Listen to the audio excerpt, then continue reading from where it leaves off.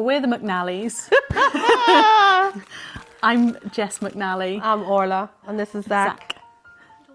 We had previously done private treatment that was not successful, and then we pursued going through the NHS route. And after a few years of waiting and getting all of that done, we were successful with our application, with the funding, and Bourn Hall was an option through our CCG, and that's why we chose Bourn Hall. We were skiing in the Alps when Bourn Hall sent through our profiles to have a look at. So we were sent through 10 profiles, so we would ski a little bit, stop for a drink, discuss the list, say, okay, right, we get it down to 5, then we get it down to 3, 2, and by the time we got down to the bottom of the slope, we got it down to 1.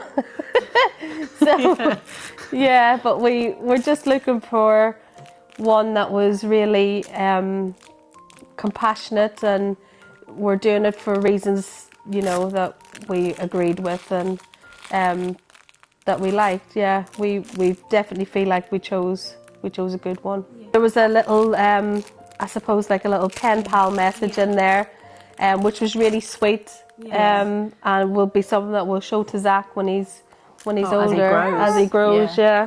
We always knew we had to use a donor because we wanted children, but we wanted the donor to. We wanted the right person for us, and it was important. What he wrote was something that we actually really liked about him as a person. I think because we started in 2020, and this is number 5. So after 2 IUIs, 2 IVFs, and then the shared this is the motherhood. Shared motherhood. Yeah, it was really tough to come through, seeing other friends getting pregnant, and it really was triggering. At the same time, you're so pleased and happy for them, but inside you just want that to be you. It was really difficult to keep your emotions intact. I feel like there's a real broad scope of emotions. It isn't just branded to one, and one size doesn't fit all. And it was really important, not just for myself going through it all, but for us as a couple to communicate, to also get help together. Yeah. We did counselling with our previous clinic, but also privately as well, more to help us navigate how to deal with the emotion, how to cope with loss, because a lot of people don't understand that losing an embryo is still loss, because it's something that is not viable or they can't see. It doesn't mean that the pain is easier, and it wasn't easier for me. I felt devastated each time something happened. So definitely managing my emotions, both prior to doing the IVF, during the IVF, but also during pregnancy as well, was something that has been really important to both me, but I think us as a couple, because I don't think it would have been easy for me to have a positive pregnancy if I was still carrying some of the burden from previous rounds of hurt that I felt from previous rounds, for sure. And there were times where I would just be absolutely devastated, and I would say to Orlagh, like, but why aren't you crying? And Orlagh would be like, well, I'm trying to stay strong for you. But there were times where I just wanted her to cry for my own selfish reasons. I didn't know why, but I couldn't understand sometimes why she wasn't feeling the same emotion as me. I think I was on like a different emotional journey when we were going through it previously with Jess, because there has to be a strong person. In my eyes, I was trying to be strong for her and support her. But I would have times on my own, mainly when I was on my way to work, when I was in the car, when I would have a cry to myself, but I'm not necessarily someone who would cry in front of others or let anybody else see emotion. And that was really important for me to stay strong for Jess. Yeah. I don't think anyone can ever anticipate the emotional strain that it can put on your relationship. Yeah. And it really isn't for the faint-hearted of couples. It really Absolutely tests not. you It as a tests you from individually, but also yeah. together as well, because I can definitely see why people go opposite ways, because it's just very isolating sometimes.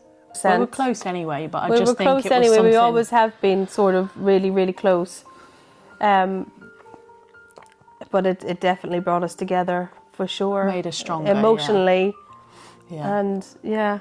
We'd already felt, and I think there was times where it would have been, I remember saying to you, what if we can never have kids? And you would say to me, but I still want to be with you.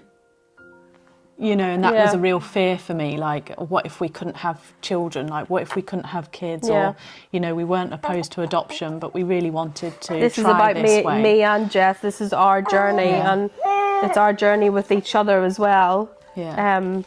So whatever happens, we're in it together, and we would always be together. Yeah. And I suppose for us, we just came to the realisation that whether we had children or no children, we still wanted to be with each other.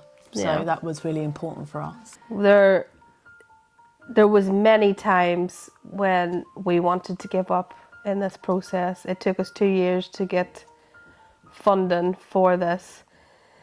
And it was a very close, special friend to us that kept us going and never let us give up. Even when there was days when we would call her crying, when we have no hope left. And she just talked us through it. She's like, we're not giving up. We're going to get there. We'll get there. We'll get to the end of the road. And she was an absolutely integral part of this journey, wasn't she? Yeah. I think one element that really gave me hope was when we had Zach transferred, and I remember the embryologist coming in and saying that we had 3 top grade embryos, but 2 have already been put in the freezer, and we had never been there before. The emotions were we just cried and cried because we'd never been at this point before. And I remember driving home, and I felt like a real weight had been lifted, knowing that we had options now, and it wasn't just, I think with our previous IVFs, because we only had 1 viable embryo on each attempt, it felt quite final when it didn't work and that we had to go through the whole thing again. But knowing that we had 2 in the freezer was a real inspiration to us, and it was a real piece of hope that actually we've now got 3 chances and not just 1. So I think that was a big turning point for us, and it certainly made me feel a little bit more relaxed.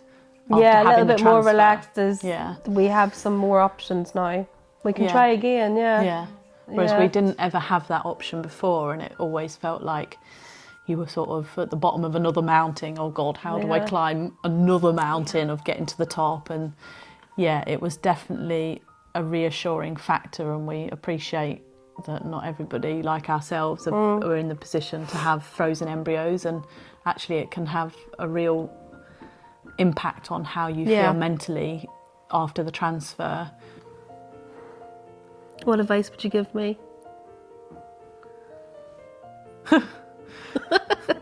Be stronger around needles. Oh, I have a phobia of needles, and I had a bad experience as a teenager, and I never got over it, and I'm still not over it. But I did it, I got there. Yeah. What advice would you give me? Advice to give you? I don't know if I can give you any advice. You're like, I would say to have hope. Yeah, sometimes I struggle to have hope. Yeah, to have hope. Maybe be a little kinder to myself, a little bit more forgiving of the situations. The emotions. I felt like I took a lot on. I felt like I took a lot on my shoulders, like the guilt that I felt when it didn't work and stuff like that. So, definitely I would say to people, be a little more kinder to yourself, and for sure. Yeah. Blood tests were different for me. I'm not keen on blood tests, but actually when I was doing all the injecting, I was, fine. When we were doing the injections, funny story, we were in Scotland when we were doing the first lot of injections with the IVF, and my friend, our special friend, she did the injections for me, but she would have to chase me around the kitchen first to get me to stop and do it. Yeah. Oh, I don't know how I got through it, but I did. There is something about injecting yourself that isn't... I just couldn't do it. It is a bit weird. I couldn't do it. I wanted a medical professional to do it. Literally. Even everything about even coming to the clinic and having to, have the internal tests and stuff, nothing about that is normal. It's just not normal, is it? And I was scared every time, but I was made to feel so comfortable through all of it. So I was really grateful. And it wasn't half as bad as I thought it was going to be. So Yeah. even getting the eggs out wasn't so easy either. No. So, but you did it. But I did do it. But when they went to retrieve the eggs from the right ovary, there was a blood vessel in the way, and it was excruciating. I was sedated, and I had gas and air. But the only saving grace was they let me listen to Taylor Swift in the surgery. Which I had asked for, so I was calm at that point until the big blood vessel got in the way, and then it was like The Exorcist after that. Even when he was delivered, Taylor Swift was on. Taylor Swift was on in the delivery suite when he was born. Yeah. So if you don't like Taylor Swift, fella, I don't know. You're a Swiftie. Yeah. It feels quite like nostalgic. Just coming up the driveway, seeing the Bourn Hall sign and. And the fact that he was made here, and without Bourn Hall being here, or the people that specialise in the medical professions that they do, he wouldn't be here. And that's pretty crazy. All the times that we drove up that drive for appointments or blood tests or egg retrieval or everything, and now we're driving up the drive with him in the car seat. Yeah. And it's also weird in a way because he was also here for the 5 days that he was. So once he was here out of for 5 order days, and then put into me. And he has potentially 2 little siblings somewhere in this building in the freezer. So he has already spent 5 days here on his own. Hi. Yeah. Hi. Which is so weird to think, isn't it? When you say it like that. Yeah, it is mind blowing. Yeah. And every time you come for an appointment, you hope and you long for the end product to be a baby. Yeah. And actually, now that we have our little family, I think it just makes it even more real. Yeah, he does this all the time. So yeah, for sure, it's surreal to be back, and I would like to be able to come back with him, in a few years' time or in 18 years and say, well, actually, Zach, every child comes into this world differently, but this is how you came into, and this is how you were made. I think there's something really special about Bourn Hall from, the first IVF baby, and there's just something really special about it. And the moment we walk through the door, we've been made to feel so comfortable. Welcomed. And, with the phobia I have of needles, I was made to feel, they were really great with me. Yeah. And it doesn't feel like a hospital setting. It doesn't feel it's great. like a clinic or sterile. It just feels like a normal place. It didn't feel like you're in a clinical setting. It felt really natural and homely, and that's something that we had never experienced before. It's the people here that make it. Yeah, it's the people here for sure. It's a beautiful setting, and it definitely makes you feel more relaxed going into it as well. That's it.